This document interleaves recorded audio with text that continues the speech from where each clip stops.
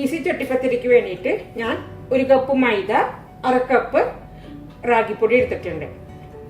ഫുള്ളായിട്ട് മൈദ എടുക്കണ്ടെന്ന് വിചാരിച്ചിട്ടാണ് ഞാനിവിടെ 1/2 കപ്പ് റാഗിയുടെ പൊടി എടുത്തിട്ടുള്ളത്. അത് നിങ്ങൾക്ക് ആവശ്യമുണ്ടെങ്കിൽ എടുത്താൽ മതി, അല്ലെന്നുണ്ടെങ്കിൽ നിങ്ങൾക്ക് മൈദയിൽ മാത്രമായിട്ട് ഇത് ചെയ്യാം. അത് കൂടാതെ 3 മുട്ട വേണം, കുറച്ച് പാല് വേണം.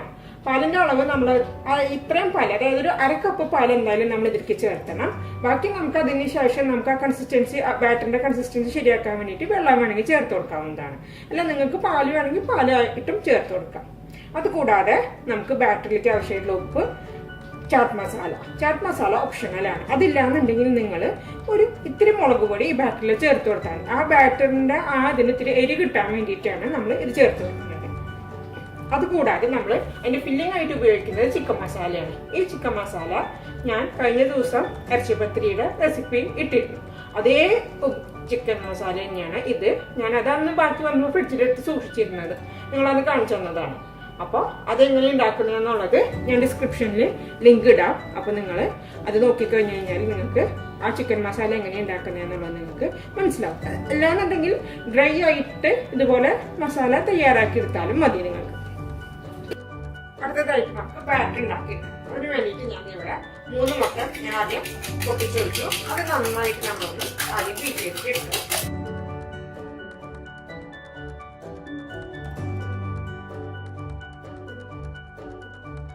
ഇത് ബീറ്റ് ചെയ്തിട്ട് എടുത്തിട്ടുണ്ട്. ഇനി ഇതിലേക്ക് മൈദയുടെ ഇതും നമ്മൾ ചേർത്ത് കൊടുക്കാം.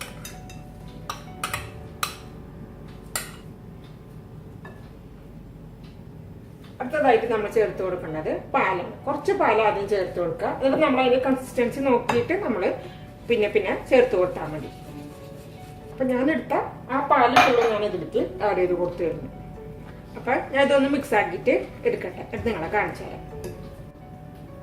ഇപ്പൊ പാല് ചേർത്ത് കൊടുത്ത് ഇളക്കിയപ്പോൾ എനിക്ക് ഈ ഒരു കൺസിസ്റ്റൻസിയാണ് കിട്ടിയത്. അപ്പൊ ഞാൻ ആ പാലെടുത്ത് സെയിം ഗ്ലാസ്സിൽ കുറച്ച് വെള്ളം എടുത്തിട്ടുണ്ട്.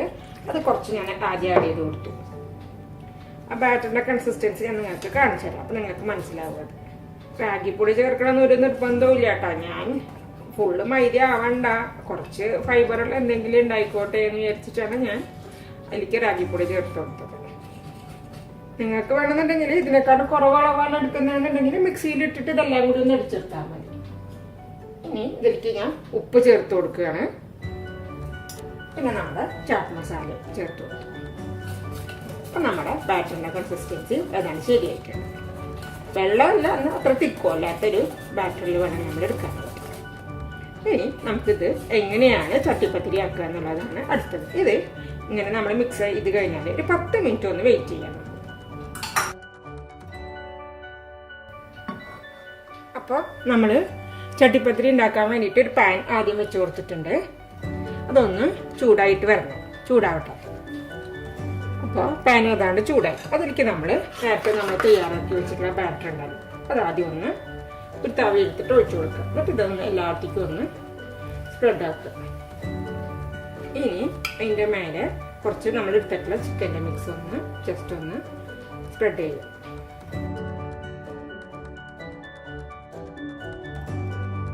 നമ്മൾ സ്പ്രെഡ് ചെയ്ത് കൊടുത്തു. ഇനി ഇതിൻ്റെ മേലെ നമ്മൾ വീണ്ടും ഒരു തവി മാവും കൂടി നമ്മൾ ഇതിൻ്റെ മേലെ ആദ്യം ഒഴിച്ചു കൊടുക്കുകയാണ്.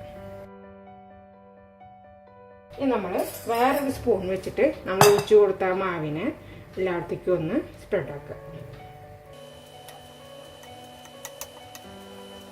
ഇനി ഇതിൽ കുറച്ച് നെയ്യ് വേണം കേട്ടോ. ഞാൻ പറയാൻ മറന്നുപോയത് നേരത്തെ.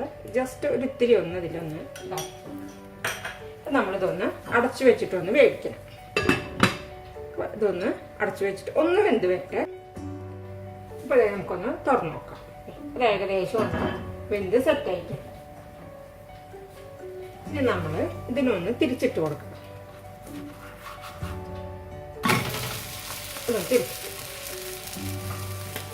ഇനി ആ തിരിച്ചിട്ടതിൻ്റെ മേലെ നമ്മൾ ഇതുപോലെ തന്നെ ചിക്കൻ വെച്ച് കൊടുക്കാം.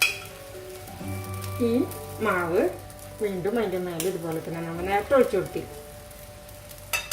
തീ ലോ ഫ്ലെയിമിലായിരിക്കാനായിട്ട് പ്രത്യേകം ശ്രദ്ധിക്കണം കേട്ടോ. എന്നിട്ട് ബാറ്ററിൻ്റെ അളവൊക്കെ നിങ്ങൾ ഒഴിച്ചു കൊടുക്കുന്നത് നിങ്ങൾക്കറിയാമല്ലോ. അതാണ്ട് അത് കവർ ചെയ്യുന്നൊരു രീതിയിലേക്ക് നമ്മൾ ഒഴിച്ചു കൊടുക്കുക.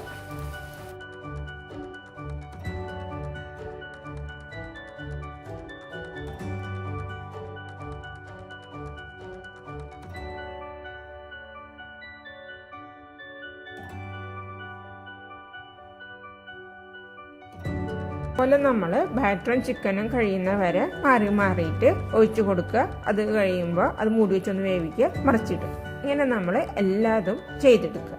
അപ്പോൾ ഞാൻ ലാസ്റ്റ് ട്രിപ്പും അതിന്മേലേക്ക് ഞാൻ ഒഴിച്ചു കൊടുത്തിട്ടുണ്ട്. ഇനി ലാസ്റ്റ് ട്രിപ്പ് ഒഴിച്ചു കഴിഞ്ഞ് കഴിഞ്ഞാൽ നമ്മൾ കുറച്ച് നെയ്യെടുത്തിട്ട് സൈഡിൽ നന്നായിട്ടൊന്ന് ഒഴിച്ചു കൊടുക്കണം. കാരണം എന്താ വെച്ചാൽ അപ്പോൾ സൈഡിൽ ഒഴിച്ച് കൊടുക്കുമ്പോൾ ആ സൈഡിൽ കൂടെ അതൊക്കെ ഇറങ്ങിയിട്ട് നെയ്യ് ഇറങ്ങിയിട്ട് സൈഡ് ഭാഗം നന്നായിട്ട് മുരിഞ്ഞ് വരാൻ വേണ്ടിയിട്ടാണ് നമ്മൾ സൈഡിൽ ഒഴിച്ച് കൊടുക്കുന്നത്. ഞാനിപ്പോൾ ഇവിടെ ഒരു 2 ടേബിൾ സ്പൂൺ നെയ്യാണ് എടുത്തിട്ടുള്ളത്. അതിന് ഏതാണ്ട് ഒരു 1.5 ടേബിൾ സ്പൂണോളം ഞാനിപ്പോൾ അതിൽ നിന്ന് ഉപയോഗിച്ചിട്ടുള്ളൂ കേട്ടോ. നെയ്യിൻ്റെ അളവ് നിങ്ങൾക്ക് കൂട്ടുകയും കുറയ്ക്കുകയൊക്കെ ചെയ്യാവുന്നതാണ്.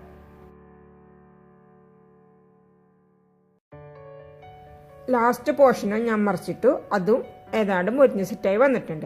നമ്മൾ തീ ഓഫാക്കുക. അത് മുരിഞ്ഞ് കഴിഞ്ഞ് നമ്മൾ തീ ഓഫാക്കുക. എന്നിട്ട് പെട്ടെന്ന് തന്നെ നമ്മൾ എടുക്കരുത്. കാരണം നമ്മൾ ഇതുപോലെ ഒന്ന് ജസ്റ്റ് ഒന്ന് ഇളക്കി കൊടുക്കുക. അപ്പോൾ സൈഡിൽ നിന്നൊക്കെ ഒന്ന് വിട്ടിട്ട് പിന്നെ അവിടെ ഇരുന്നിട്ട് അത് ആ ഒരു ഷേപ്പ് നന്നായിട്ട് ഫോം ചെയ്യാൻ വേണ്ടിയിട്ട് അതിൽ തന്നെ കുറച്ച് നേരം കൂടി വെക്കുക.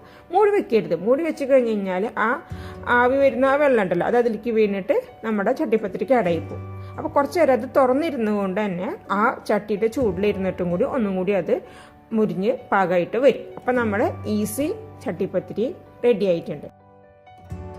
ചട്ടിപ്പത്തിരി ഞാനപ്പോൾ ഒരു പ്ലേറ്റിലേക്ക് മാറ്റിയിട്ടുണ്ട്. ഇനി ഞാൻ നിങ്ങളിത് മുറിച്ച് കാണിച്ചു തരാം. നമ്മൾ സാധാരണ ചട്ടിപ്പത്തിരി ഉണ്ടാക്കൂലേ, ഒന്നില്ലെന്നുണ്ടെങ്കിൽ പാൻ കേക്ക് ഉണ്ടാക്കിയിട്ടോ അല്ലെന്നുണ്ടെങ്കിൽ പത്തിരി പരത്തി ഉണ്ടാക്കിയിട്ടോ അതുപോലത്തെ ലെയേഴ്സൊന്നും നിങ്ങൾ എക്സ്പെക്ട് ചെയ്യരുത് കേട്ടോ. പക്ഷെ ഇതിലെ ലെയേഴ്സ് വിട്ട് നിൽക്കും. അതായത് ഓരോ ലെയറും വിട്ട് നിൽക്കും. പക്ഷെ മറ്റേതുപോലെ അത്രയ്ക്ക് വിട്ട് നിൽക്കില്ല. പക്ഷെ ടേസ്റ്റിൻ്റെ കാര്യത്തിൽ ഒരു ഡിഫറൻസും ഇല്ല. രണ്ടും ഒരേപോലെ തന്നെയാണ്.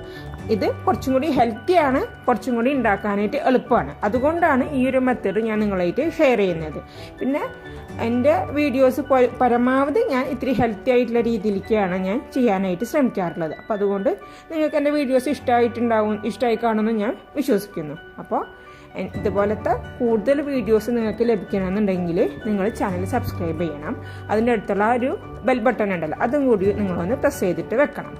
പിന്നെ ഓൾറെഡി സബ്സ്ക്രൈബ് ചെയ്തിട്ടുള്ളവരാണെന്നുണ്ടെങ്കിൽ നിങ്ങൾ തുടർന്നും എൻ്റെ വീഡിയോസ് വാച്ച് ചെയ്തുകൊണ്ടിരിക്കണം. പിന്നെ നിങ്ങൾക്ക് വേണ്ട അഭിപ്രായങ്ങൾ, അതായത് എൻ്റെ വീഡിയോസിൽ എന്തൊക്കെ ഇമ്പ്രൂവ് ചെയ്യണം, എങ്ങനെയൊക്കെ എന്തൊക്കെ കൂടുതൽ റെസിപ്പീസ് കൊണ്ടുവരണം എന്നൊക്കെ ഉള്ളത് നിങ്ങൾ പറഞ്ഞു കഴിഞ്ഞ് കഴിഞ്ഞാൽ ഞാൻ അത് നിങ്ങളായിട്ട് ഷെയർ ചെയ്യാനായിട്ട് ശ്രമിക്കാം. അപ്പോൾ എല്ലാവർക്കും താങ്ക്സ് ഫോർ വാച്ചിങ്.